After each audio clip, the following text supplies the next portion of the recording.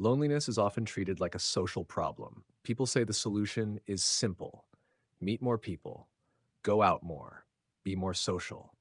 But when researchers and psychologists looked at people who actually recovered from loneliness, the story was different. Many of them didn't suddenly become highly social.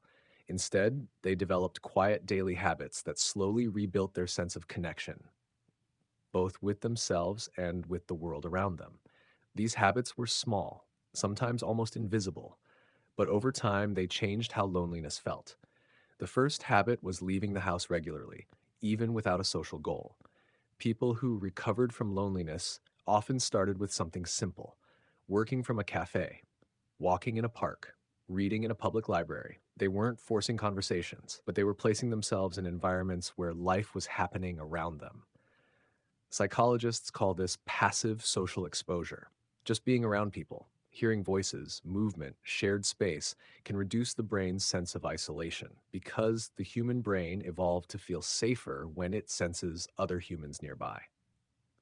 The second habit was having small daily routines that created stability. Loneliness often disrupts daily structure. When someone feels disconnected, days can begin to blur together. Sleep becomes irregular, motivation drops, time feels empty. People who recovered often rebuilt their days with simple routines: morning walks, regular meals, scheduled creative time.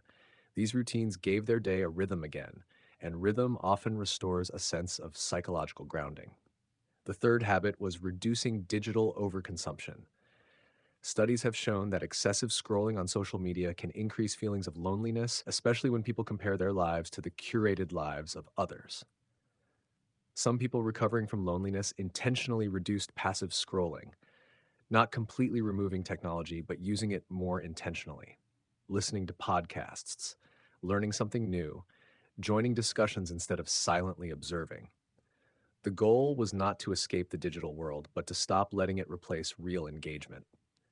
The fourth habit was expressing themselves somewhere safe. Loneliness often builds up unspoken thoughts and emotions. Many people found relief through journaling, creative writing, art, or voice notes.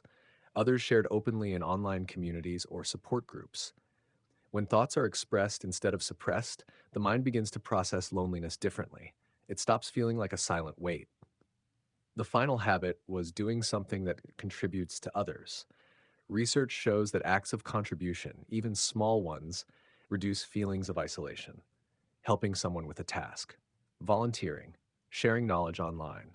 Contribution reminds people that they still have value in the social world, and feeling valuable often restores the motivation to reconnect. Recovery from loneliness rarely happens overnight. It is often built through quiet habits repeated over time.